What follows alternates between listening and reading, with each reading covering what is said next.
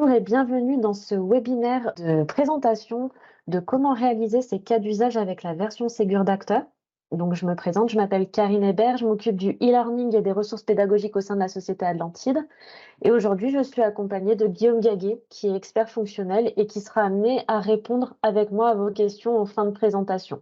Bonjour à tous. Donc, avant de commencer, quelques petits points. Dans une démarche continue de qualité, cette session est enregistrée. Le replay de ce webinaire ainsi que les replays de tous les webinaires précédents seront disponibles du coup sur notre chaîne YouTube à Atlantide TV. N'hésitez pas à aller les consulter. N'hésitez pas à poser vos questions tout au long de la session sur le chat ou dans la rubrique questions-réponses et nous y répondrons en fin de présentation. Du coup, je vais vous demander de couper le micro pour, si ce n'est déjà fait, pour qu'on évite d'entendre du bruit pendant la présentation. Je vous remercie. Et du coup, un temps de questions-réponses sera prévu en fin de session pour qu'on puisse échanger et répondre à vos différentes questions. Voilà, je vous souhaite une bonne session à tous. Donc, au niveau du plan de cette présentation, un petit rappel dans un premier temps sur ce qu'est le Ségur de la santé. On verra ensuite comment qualifier l'INS, comment partager des documents de santé sur le DMP ou via la messagerie sécurisée de santé professionnelle, comment envoyer un message de test sur la messagerie citoyenne de test et suivre la réalisation de ces cas d'usage. Et on verra dans un dernier temps comment se former sur le e-learning pour pouvoir profiter de toutes ces nouvelles fonctionnalités. Donc, dans un premier temps, qu'est-ce que le Ségur de la santé? Donc, on va passer rapidement, c'est déjà des notions que vous connaissez. Donc, le Ségur de la santé, pour rappel, a été annoncé par le gouvernement dans le cadre de la stratégie Ma Santé 2022. Il a deux ambitions principales, que sont d'améliorer l'accès aux soins des patients tout en les rendant acteurs de leur santé et de faciliter la coordination des professionnels de santé. Donc, le but principal du Ségur de la santé, c'est vraiment de donner accès, de fluidifier, de sécuriser et de favoriser les échanges et le partage de données de santé entre les professionnels de santé, mais aussi avec les patients. Donc, pour répondre à ces ambitions du Ségur de la santé, deux actions principales ont été mises en place. La création de la plateforme Mon Espace Santé pour tous les citoyens et le passage des logiciels métiers vers version référencée Ségur, comme c'est le cas d'Acteur. Donc, qu'est-ce qu'Acteur référencé Ségur? C'est une version d'Acteur qui va intégrer de nouvelles fonctionnalités sur 4 services socles. Tout d'abord, l'amélioration de l'identité-vigilance avec l'intégration de l'INS et de l'application carte vitale, l'amélioration de la communication avec la messagerie sécurisée de santé, l'amélioration du partage de données avec le DMP et la e-prescription, et enfin l'amélioration de la sécurisation de la connexion avec ProSanté Connect. Pour être référencé Ségur, du coup, on a des cas d'usage à réaliser. Donc, vous aurez 3 cas d'usage à réaliser. Donc, l'envoi de 10 documents de santé par messagerie sécurisée de santé vers d'autres professionnels de santé avec une INS qualifiée. L'envoi de 10 documents de santé vers le DMP avec une INS qualifiée. Et l'envoi d'un message de test par messagerie sécurisée de santé vers l'adresse de messagerie citoyenne de test. Donc, ces cas d'usage, ils sont à réaliser pour que nous puissions nous valider votre commande de la version Ségur auprès de l'ANS. Donc, la version Ségur d'Acteur, c'est une version qui contient l'ensemble des fonctionnalités qui permettent de réaliser les cas d'usage. Donc, la version que vous parlez, c'est vraiment cette version qui contient les fonctionnalités principales qui permettent de réaliser ces 3 cas d'usage. Au niveau de cette version, on a une partie d'entre vous qui l'a déjà depuis hier soir et une autre partie, du coup, les autres qui ne l'ont pas tout de suite, pourront en bénéficier dès le début de la semaine prochaine. On aura du coup, ça c'est vraiment une version de base avec la réalisation de ces cas d'usage et on aura d'autres versions qui vont être livrées ultérieurement qui vont du coup améliorer au niveau de l'ergonomie, de la facilitation de l'utilisation de l'expérience utilisateur. Pour plus d'informations du coup sur cette livraison de version, je vous invite à regarder le replay du webinaire sur la présentation du planning des développements Ségur sur notre chaîne YouTube. Alors, on va voir dans un premier temps, du coup, comment qualifier l'INS. L'INS, on a vu qu'elle intervient dans la réalisation de tous les cas d'usage. À chaque fois, il faut envoyer des documents avec une INS qualifiée. Donc, un petit rappel sur ce qu'est l'INS. L'INS, c'est l'identité nationale de santé. C'est une identité de référence qui est partagée par l'ensemble des professionnels de santé. C'est un matricule unique pour un patient. Donc, à l'inverse du numéro de sécurité sociale qui peut être partagé par plusieurs personnes, l'INS est vraiment unique. Et il repose sur 5 traits d'identité, donc le nom de naissance, le ou les prénoms de naissance, la date de naissance, le sexe et le code INSEE du lieu de naissance. Donc, on va voir comment utiliser l'INS. Donc, l'INS, du coup, peut avoir 4 états. Elle peut être à l'état provisoire, récupérée, validée ou qualifiée. Et pour être utilisée, l'INS doit impérativement avoir été récupérée par le téléservice INSI qui est intégré dans Acteur et qualifiée avec un document à haut degré de confiance. Donc, c'est-à-dire validé, on a validé l'identité du patient en vérifiant sa carte d'identité, son passeport, etc. Donc, on va voir que pour qualifier l'INS, on a plusieurs parcours qu'on peut réaliser, soit passer d'une identité provisoire vers récupérée, puis qualifiée, soit passer d'une identité provisoire vers validée, puis qualifiée. Donc, on va voir ces deux parcours. Donc, au niveau du premier parcours, qui sera surtout utilisé pour les professionnels de santé libéraux, on va passer d'une identité provisoire dans laquelle on n'a aucune récupération de l'INS par le téléservice INSI et aucune vérification de l'identité, vers une identité récupérée en faisant un appel au téléservice INSI, puis vers une identité qualifiée en vérifiant l'identité du patient. Je vais vous montrer cette démonstration directement sur Acteur. Donc, au niveau d'Acteur, quand on ouvre le dossier médical du patient, on va avoir un appel au téléservice qui va être lancé directement et automatiquement par Acteur. Vous voyez ici, on a une petite notification qui nous indique que l'INS a été récupéré par le téléservice INSI. À partir de cette notification, on va pouvoir décider de valider l'identité directement ou de le faire plus tard. Donc, si on choisit de valider l'identité directement, on va pouvoir, grâce à ce nouvel encadré, choisir quel document d'identité on a utilisé pour valider l'identité de notre patient. Donc, on sélectionne notre document d'identité et l'identité du patient passe du coup du statut récupéré au statut qualifié. Voilà pour ce premier parcours du coup qui permet de passer d'une identité provisoire à récupérer puis qualifiée. On a du coup le deuxième parcours qui peut être surtout utilisé au niveau des centres de santé qui travaillent avec un secrétariat pour passer d'une identité provisoire à une identité validée en vérifiant l'identité du patient, puis à une identité qualifiée en réalisant un appel au téléservice INSI de manière automatique lorsque le patient se rendra à sa consultation avec le médecin. Donc pareil, je vous fais la petite démonstration de comment cela se passe.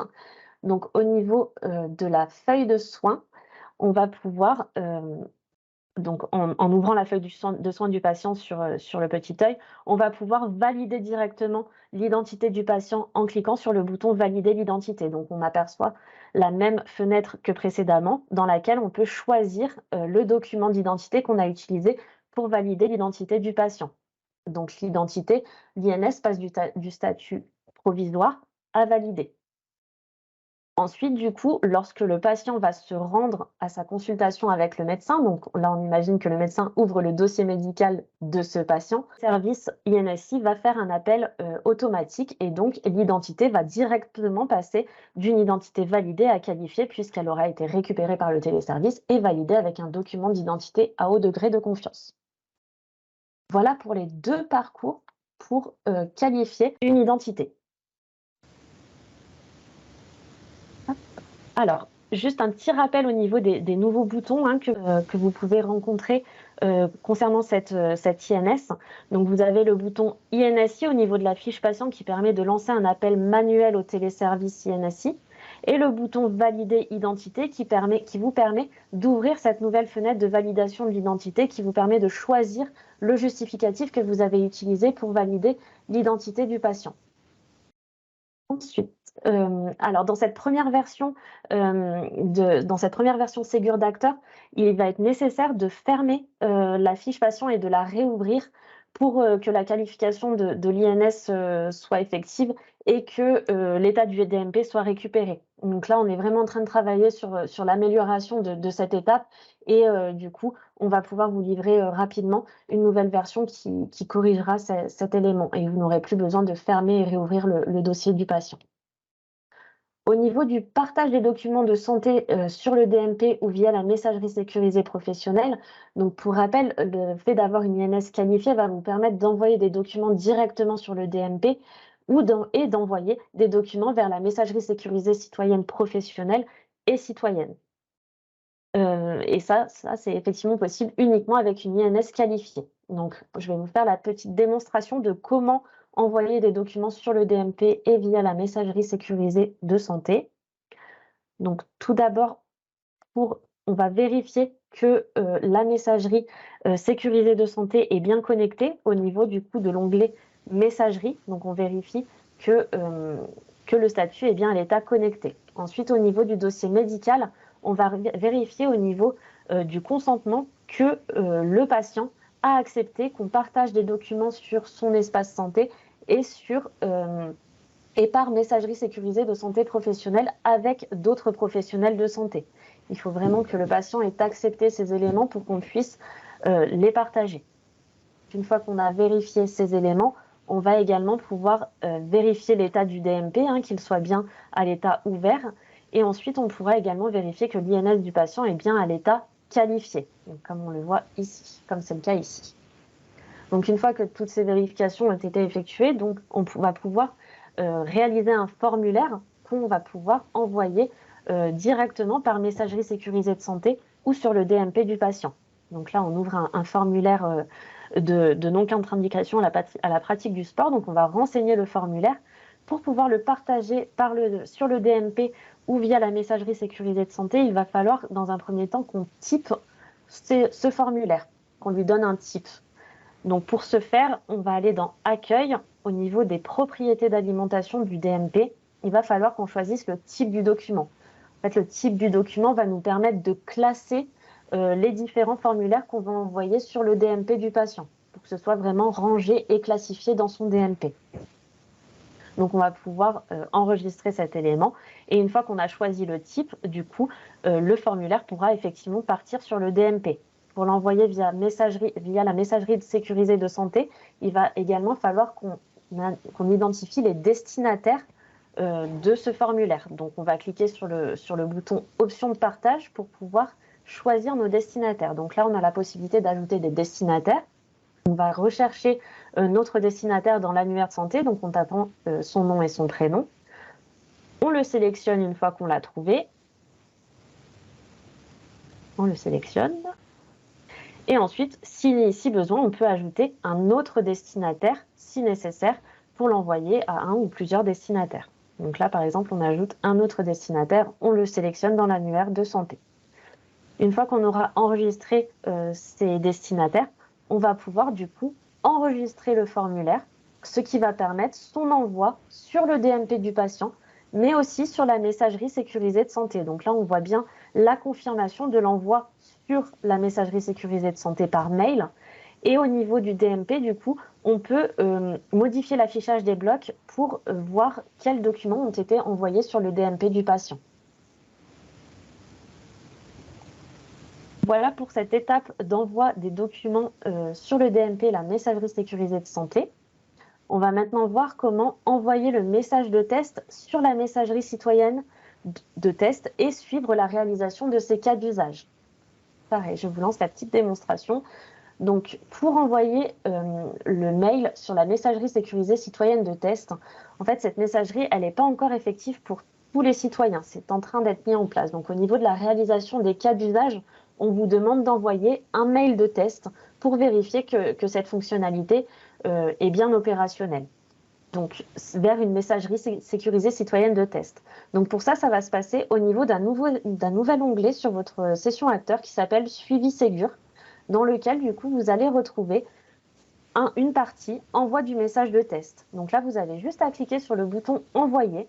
L'envoi se fait automatiquement, le message se génère automatiquement et vous avez la petite confirmation d'envoi, du coup, que le message de test a bien été envoyé sur la boîte de messagerie sécurisée citoyenne de test.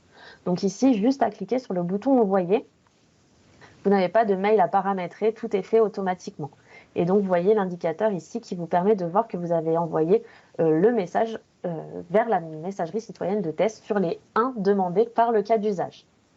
Donc, sur ce tableau de suivi Ségur, du coup, sur ce nouvel onglet suivi Ségur, vous allez pouvoir suivre la réalisation de vos cas d'usage. Vous allez pouvoir visualiser rapidement où vous en êtes de l'envoi de vos 10 documents vers le DMP avec une INS qualifiée. Ici, par exemple, on peut voir que j'en ai réalisé 5 sur les 10 demandés par le cas d'usage. Pareil, vous allez pouvoir visualiser rapidement l'envoi des documents vers la messagerie sécurisée de santé professionnel avec une INS qualifiée. Donc là, pareil, on voit que sur les 10 demandés par le cas d'usage, j'en suis à 6. Et du coup, l'envoi de votre message de test, si vous avez bien cliqué sur envoyer, vous aurez le 1 sur 1. Pareil, sur les autres tableaux, on voit le résumé de l'envoi total des documents vers les différents moyens de communication, donc le DMP, la messagerie sécurisée citoyenne professionnelle et la messagerie sécurisée patient. Voilà pour ce nouvel onglet suivi Ségur qui vous permet de suivre la réalisation des cas d'usage. Donc cette nouvelle version Ségur d'Acteur, du coup, pour réaliser vos cas d'usage, vous allez pouvoir vous former dessus. Donc pour ça, vous avez un espace e-learning avec des cours sur la réalisation de ces cas d'usage qui est disponible du coup pour tous les utilisateurs. Au niveau du e-learning, outre le cours Ségur que vous allez pouvoir retrouver et qui va vous permettre de comprendre comment réaliser ces cas d'usage, vous allez également accéder à d'autres cours, notamment des cours sur les prérequis, la facturation, le dossier médical et le fameux cours sur le Ségur. Donc n'hésitez pas à vous connecter à cet espace e-learning pour pouvoir visualiser les différents cours. Le seul prérequis, c'est d'avoir une adresse mail validée dans Acteur. Donc vous allez retrouver des vidéos, des cours en vidéo, des liens vers des articles du guide d'utilisation. Et à la fin, si vous réalisez l'ensemble des cours sur le Ségur, vous allez obtenir votre attestation de formation. Donc le e-learning se trouve au niveau de votre espace abonné Acteur dans la rubrique e-learning sur la gauche, là où vous pouvez du coup contacter le service support, visualiser le guide d'utilisation. Vous avez un petit module e-learning. Il suffit de cliquer dessus pour le lancer. Pour terminer les étapes, pour récapituler les étapes du Ségur, donc vous avez signé votre bonne commande, vous pouvez suivre les webinaires et visualiser les replays des précédents webinaires, donc sur le Ségur en général, l'INS, la roadmap et ce webinaire d'aujourd'hui, comment réaliser ces cas d'usage avec cette première version du Ségur qui vous est livrée. Vous allez ensuite pouvoir débuter votre parcours de formation en e-learning, découvrir votre mise à jour, poursuivre votre parcours de formation, développer votre cas d'usage et du coup, vous pourrez réaliser ces fameux cas d'usage. J'en ai terminé avec cette présentation. Je vous remercie pour votre attention.